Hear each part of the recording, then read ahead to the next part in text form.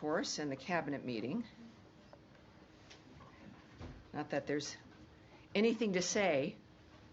Thank you for being here. I appreciate it. I think it's still a lovely day out, but someone should tell April to not think that she's February. Somebody's got to check in with her and see what's going on. Thank you all very much for being here. I appreciate it. And let's start with a couple of announcements here, as usual. Of course, I'm Tammy Bruce, your spokesperson for the State Department. To begin, we are pleased to share that American Ksenia Karelina is on her way back to the United States. Ksenia was detained in Russia for more than a year and will soon be reunited with her loved ones. We have not forgotten about all of those who Russia continues to unjustly detain, including American Stephen Hubbard. President Trump's team, at his request, engaged with Russia on Ksenia's case. Secretary Rubio, Special Envoy Witkoff, CIA Director Ratcliffe, National Security Advisor Waltz, and Special Envoy Bowler mobilized their teams to bring her home. We thank the government of the UAE for their support at enabling the exchange. President Trump and Secretary Rubio will continue to work for the release of all unjustly detained Americans. And now to trade. President Trump continues to put American workers first by bringing trading partners around the world to the table with a fresh perspective to achieve reciprocity and fairness. Yesterday, the president showed the promise of his support. More than 75 countries recognize the benefit in working with the United States. Many negotiations are now underway. President Trump has also been very clear on China. China's decision to retaliate is emblematic of its decades of aggressive and unfair trade policies, and President Trump has taken appropriate action in response, announcing that the United States tariff on all goods from China has again increased. China's unfair trade practices are hurting not only the United States and our workers, but also market economies around the world. China has actively undermined the world trading order for decades. It is high time to correct that imbalance. President Trump is the first world leader brave enough to do so. Lastly, I want to share a message from Secretary Rubio to the people of the Dominican Republic. As the Secretary said, we are, quote, united in prayer as the people of the Dominican Republic grieve the recent tragedy that took place in Jet Set nightclub in Santo Domingo, which also resulted in the unfortunate death of at least one U.S. citizen and U.S. legal permanent residents. While rescue efforts remain ongoing, our hearts go out to the families and loved ones affected by this devastating event. The U.S. stands ready to support our Dominican allies amid this obviously horrible and difficult time. And now, turning it over to questions. Where will I begin? Matt Lee with the AP. Hello. Thank you, ma'am. Two things I just want to check to make sure that you don't have anything to add either on the release of the American or on the Russia-U.S. talks in Istanbul from the statement. Do you have anything to add on either of those? Well, I have a few things I can add because I'm talking and I can't shut up. That's my situation here. So obviously we know the situation is that one thing I want to reinforce that I mentioned in my announcement is calling on Russia to release Stephen Hubbard, who has been detained for nearly 3 years. We continue to work to free Mr. Hubbard and all other Americans unjustly detained, and we have not forgotten about all those Russia continues to detain in this manner, to say the least.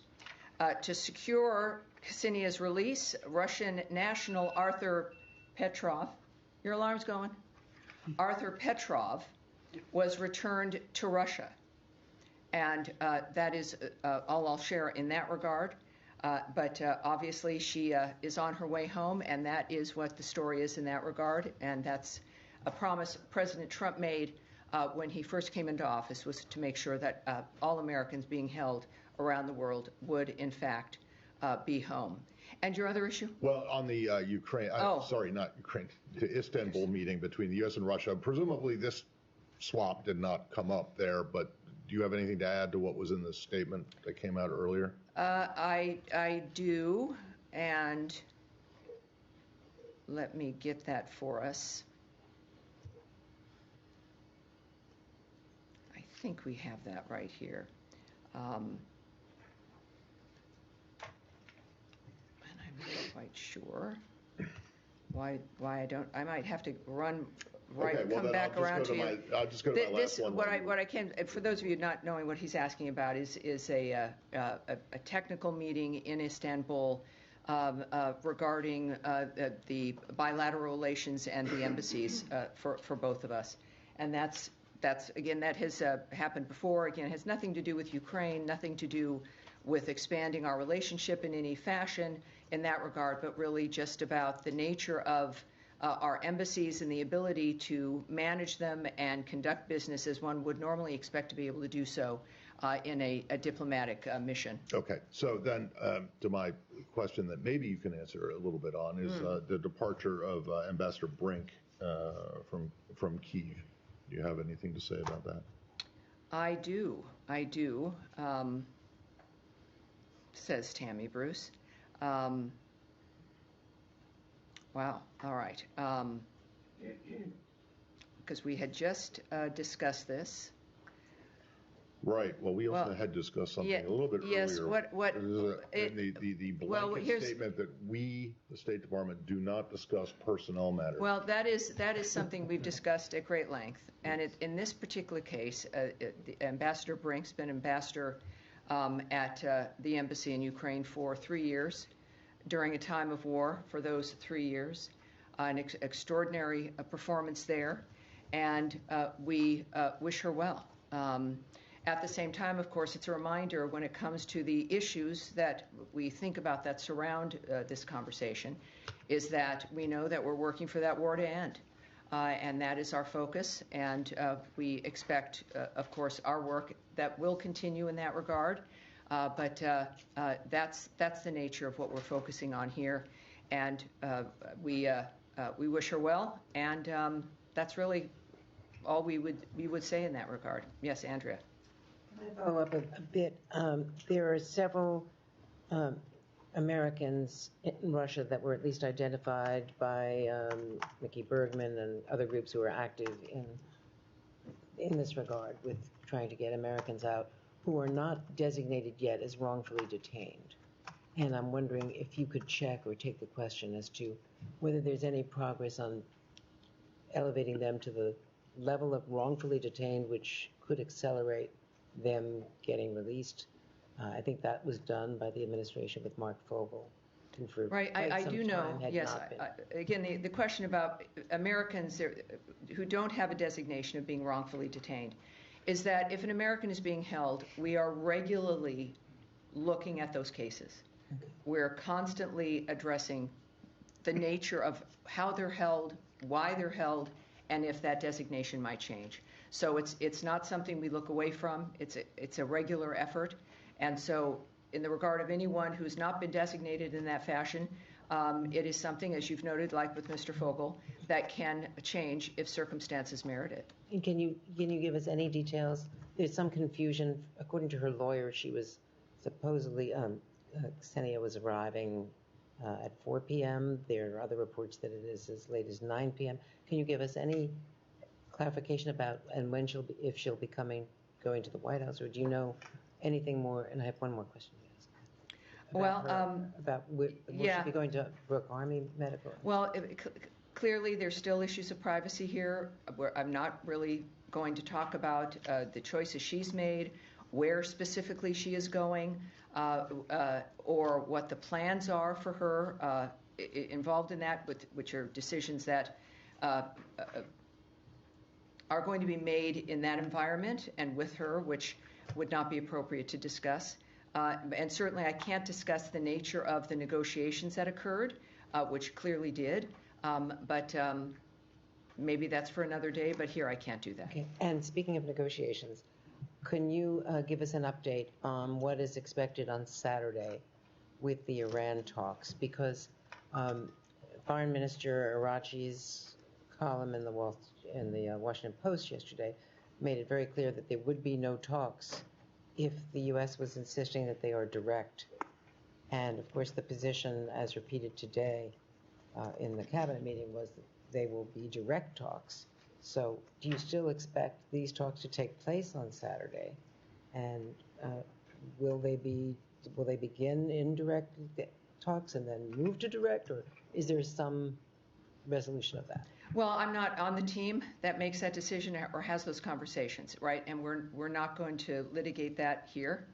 As I said on Tuesday, and repeatedly say really about everything, if the president says something, that's my North Star.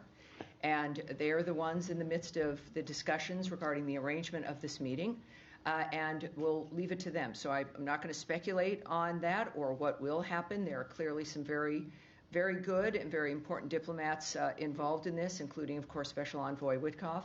And we'll leave it there. We'll find out. At this point, yes, that is still underway. It's happening, and we look forward to it as a good first step to find out if the Iranians are serious.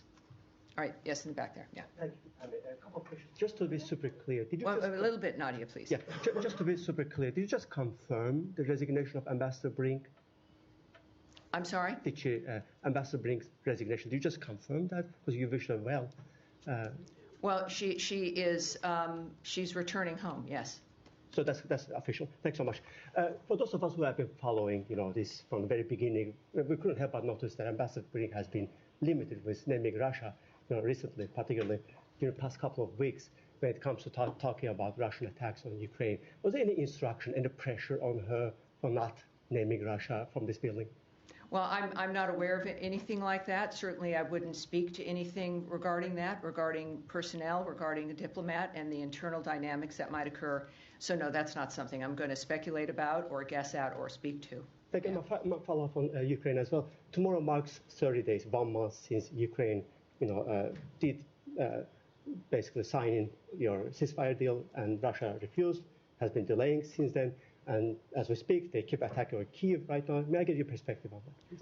Well, the perspective, I think everyone understands the perspective, is that President Trump is involved in this. We've got the best diplomats in the world, with certainly being led by Secretary Rubio. All of our leadership, but particularly President Trump and Secretary Rubio in public, have made it clear what's at stake when it comes to the nature of this situation ending. It is a dynamic that will not be solved militarily. It is a meat grinder. There is nothing else can be discussed for the outcome until the shooting and the killing stops. Secretary Rubio made clear at NATO in his press conference that we would, in fact, know in a matter of weeks if Russia was serious. And so we'll take him at his word, certainly, as we do. And I think Russia certainly needs to take that seriously, and we'll play that out. But this is not going to go on for 6 months or a year or anything else. And the president has also made it clear we want diplomacy. But the fact is that we're watching and judging as this process continues. Yes, sir. Thanks, Tammy. I wanted to have a comment. The French president yesterday said that France would recognize a Palestinian state within months, and he suggested that he could do it alongside Saudi Arabia at a UN conference in New York in June. The U.S. has long opposed any unilateral recognition. Is that still your position? Do you have a comment on his... Well, I can tell you that we are aware of course, the reports that you refer to regarding the French government's remarks, and we refer you to them for further comment. What I can also, though, say is that the United States stands firmly with the state of Israel in its pursuit to bring all the hostages back home and the defeat of Hamas. The groundbreaking Abraham Accords and the devastating October 7th attacks have forever changed the Middle East. As a Special Envoy Witkoff has said, we need to explore new policy prescriptions that ultimately end up in a better life for the Gazans and the Palestinians. Look at the discourse that's now happening today, he said. We're actually engaging in a productive conversation around what is best for Gaza and how we can make people's lives better.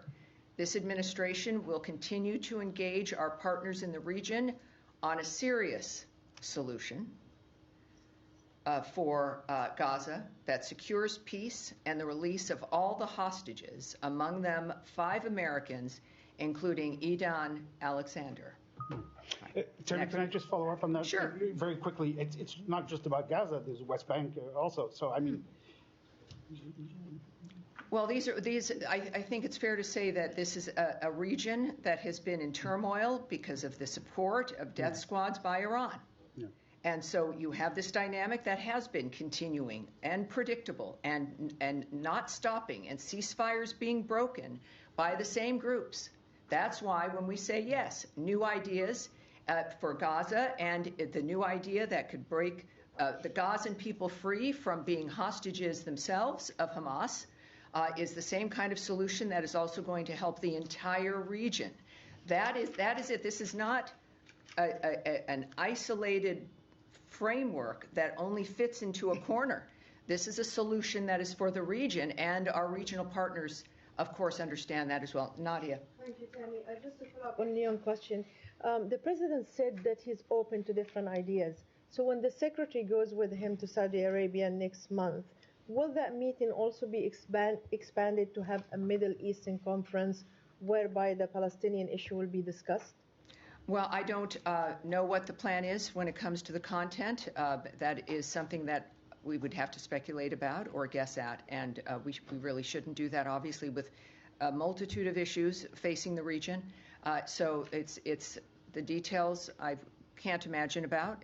It's not something I'm going to do, but I think that kind of a visit, of course, is at the hallmark of President Trump's vision when it comes to his own presidency, but also how to change the course of the Middle East and to make it better for everyone there. So I know that he's looking forward to having conversations that surround that aspect. And Iran, Yes, sir. just quickly, just follow up. One more. Go ahead. Just on the technicality. So is this meeting on Saturday is going to be one-off, or it depends on what has been achieved on Saturday? And will be a direct talk, i.e. in the room, it will be two delegations, the Iranians and the Americans, and the Omanis in the middle, or the exchange of conversation will be across the table? Well, what happens on Saturday would, I suppose, determine whether there's more. Right now, this is a meeting that is arranged. It is not part of some larger scheme or framework.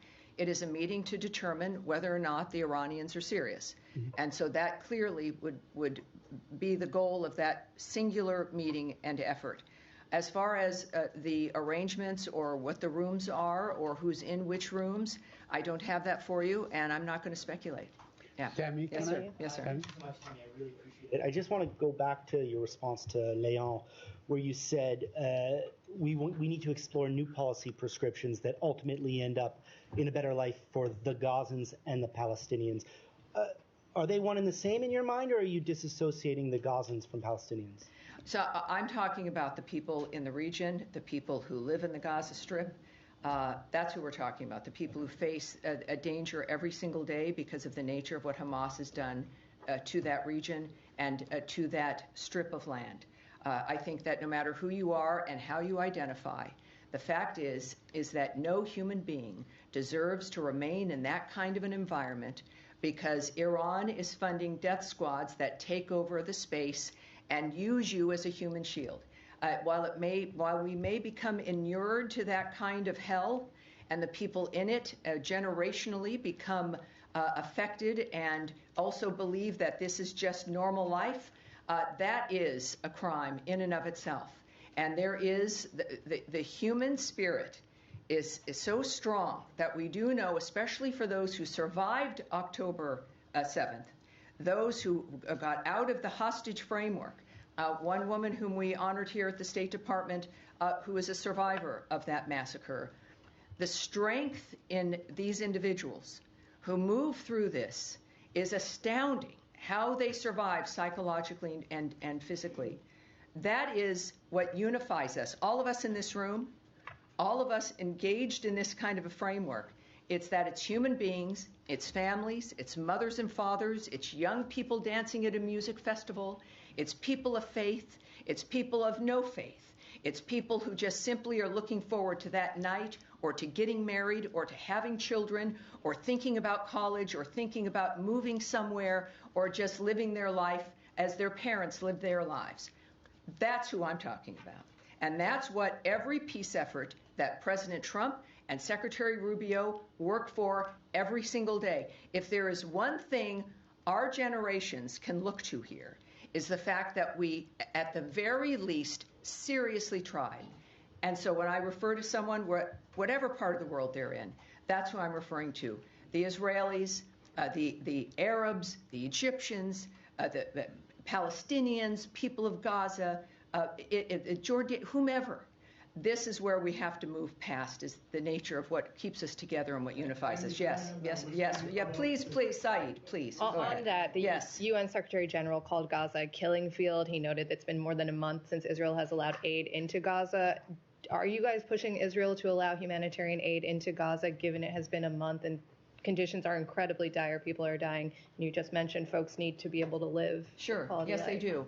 And when there was, of course, a ceasefire, aid was flowing into the region. People were getting food and other aid that they needed, including medical aid, because of the ceasefire that allowed that to move forward. We, of course, stand by our ally Israel. The ceasefire was abandoned by Hamas. You know, it's not just a feeling, it's a fact of the matter, that there was a ceasefire and aid was flowing. Hamas abandoned that ceasefire, decided that it was, I don't know what they would decide, but it's the kind of thing that monsters do and continue to do. So obviously the work does continue every single day in that region and other regions to stop the fighting, to make sure that civilians are protected, that the next day that they might still be alive.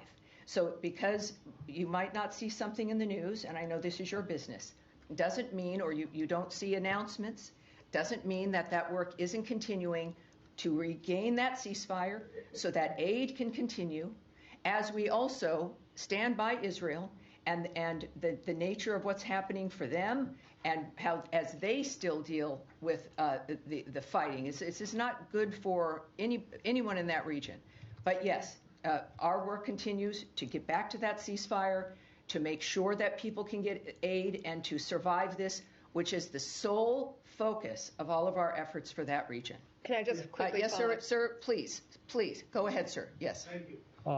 With regard to extradition of the Habur Rana, who was convicted in the Mumbai terrorist attack and sought after in India, he has been transferred to India right now. He landed in India this morning, U.S. time. How does the secretary sees this as a message to the terrorists who are operations from U.S.? Yes, that we do have an update for you on that.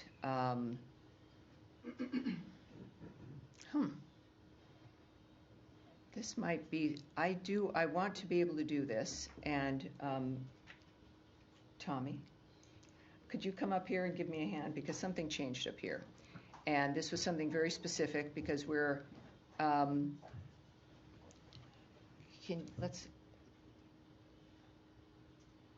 I don't want to speak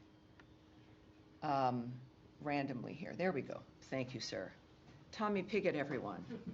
You're my principal deputy. You will be seeing him soon, briefing you. When I'm unable to brief, Tommy is the one next in line. So there you go. Already proving himself. He is. He's a fan favorite with the team here in the building as well. Thank you, sir. All right. So good question, sir. On April 9th, the United States extradited Tawar Hussein Rana to India to face justice for his role in planning the horrific 2008 Mumbai terrorist attacks. Some people watching may not remember these, but I encourage you to look them up and to find out exactly how horrible this was and the importance of this situation today. These attacks resulted in the tragic loss of 166 lives, including 6 Americans, that shocked the entire world. The United States has long supported India's efforts to ensure those responsible for these attacks are brought to justice. And as President Trump has said, the United States and India will continue to work together to combat the global scourge of terrorism.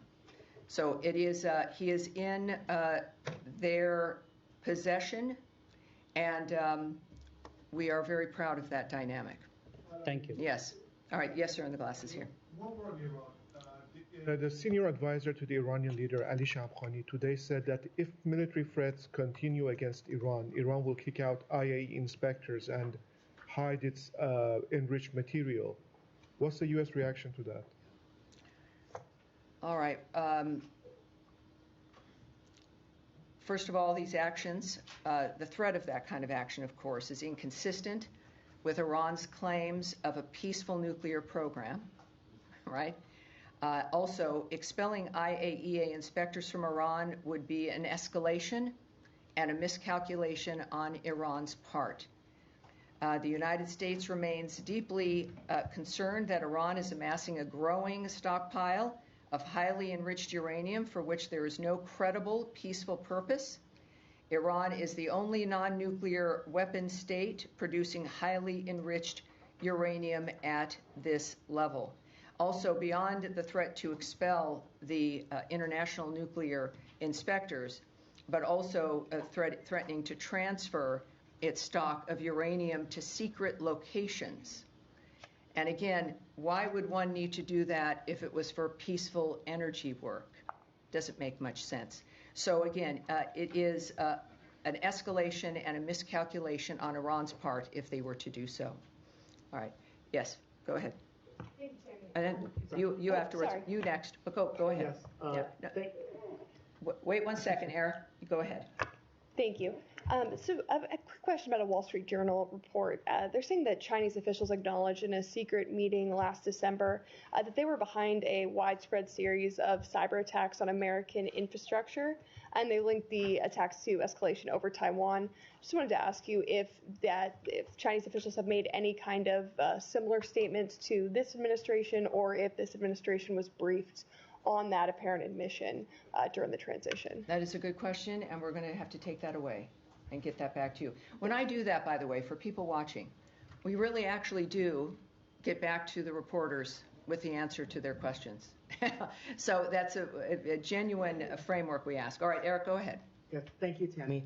I'd like to ask about some reporting that we have today that Israeli officials are laying the groundwork for a full military occupation of Gaza, and whether this is something that's concerning to the State Department, whether it's seen as any kind of an overreach or anything that would further inflame the situation in the Middle East right now. Well, it's clear that President Trump has explained his goals here when it comes to the nature of a diplomatic solution and to ending the fighting. But of course, on any other issue, I'm not going to discuss what another country might be contemplating or its separate diplomatic conversations or considerations it may have. So you want me to speculate or hypothesize? I'm not going to do that. All right. Yes, ma'am. Thank you, Tammy. I just want to switch to Afghanistan. Are you aware of the case of a British couple, Peter and Barbie Reynolds, who are still detained by the Taliban? They were taken at the same time as the American Faye Hall, who is a friend of that couple, who, as you know, was released a couple of weeks ago. They are British, but they have American children, grandchildren, and great-grandchildren who have given an appeal via video, which they've posted online, which we at CBS we've reported about, appealing to Trump for help in being able to release their parents. I was wondering if you are aware of whether there was any effort to coordinate between the US and the British governments to get all of them out at once, and if there has been any outreach to offer to help with with the US helping to get their release from Taliban custody since. Well, we're aware of the reports, of course. We're aware that they're held. They're British citizens. I would suggest, I don't know if you've checked with the British government. I think they would have the most specific actions if they're being taken for their citizens. But so that's all I have for you. And can I just have one on the Taliban as well, relatedly? Sure. There were reports a few days after that visit by former envoy for Afghanistan, Zalmay Khalilzad, and the special government employee Adam Bola, when they visited Kabul in March. A few days after that, and American George Glasman was released. A few days after that, the bounties on senior Taliban officials' heads were lifted. Did the U.S. government lift bounties on Taliban officials in order to get Americans out? Is that something you're aware of, and do you have any comment? I know that this, I think you'd asked this once before. What I can tell you is that those frameworks are always being looked at and dealt with. I can't speak to any kind of exchange in that regard. We do know the that... Secretary did tweet about it as well. He did tweet about George Glesman and had mentioned that the Taliban, that they shouldn't be doing this. And so I was just wondering if the two... Well, they're still, these are individuals who are designated terrorists. The groups remain designated terrorist groups. None of that has changed. And that's what I can tell you. That's, I think, the story here is that none of that has changed. Yes, sir. Thank you, Tammy. Appreciate it. Relative to the Iran talks, meeting, friendly chat, whatever. It's a meeting. It's just a meeting. Yes. I don't know if it'll be friendly. It'll be a meeting, an important one. I want to go back to an older story that's kind of petered out a little bit. A former special envoy for Iran, Rob Malley, was suspended and had his security clearance revoked as a result of some alleged violations of security processes. Republicans were screaming about getting documents from the State Department in an update, and then January rolled around and Republicans kind of went silent on the issue. I'm trying to find out if the State Department can provide any update or commit to providing any update on that scenario. Well, I can get you an update once we take it back and look for that update. Thank you. I'll get that to you for sure. Yes, ma'am. Thank you, Tammy. I have two questions on North Korea. First question, North Korean Kim Jong-un recently said that the U.S. and South Korea and Japan's efforts to denuclearize North Korea are nonsense. Does the U.S. believe that North Korea must completely denuclearize? Second question, President Trump has mentioned that North Korea is a nuclear state. Will the State Department formally recognize North Korea as a nuclear state? Thank you. Well, I would say for questions about what President Trump might do, you must check with the White House. We do know, of course, that the administration has made it clear that North Korea has to be a denuclearized state. So that's the only thing that's acceptable in that regard. Yes, please. Just a couple of questions coming back to the Russia prisoner swap. I'm wondering, this swap that happened today, how do you see that as connected to the talks? You know, is this a positive sign for Russia's willingness to make concessions when it comes to Ukraine? Yeah, I think that the president's been very clear that there's one thing on the table with Russia, which is the ceasefire. Yeah. That there's no other dynamic that's going to be addressed or facilitated until that is dealt with. The president did make a few comments at his cabinet meeting regarding the situation and how it was brought to his attention, and the fact that he pledged, again, this is not a lark on his behalf. This was a pledge that he's made throughout the campaign and has been a hallmark of his administration, and he's acted on that. In this particular case, it happens to be this young woman who comes back. I think that,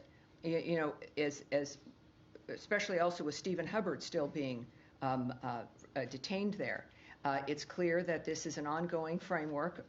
Regardless, we're not going to choose or not choose a country based on a circumstance. The president's going to act on Americans who need to be freed. Right. And on the Russian who was released in the swap, Arthur Petrov, yeah.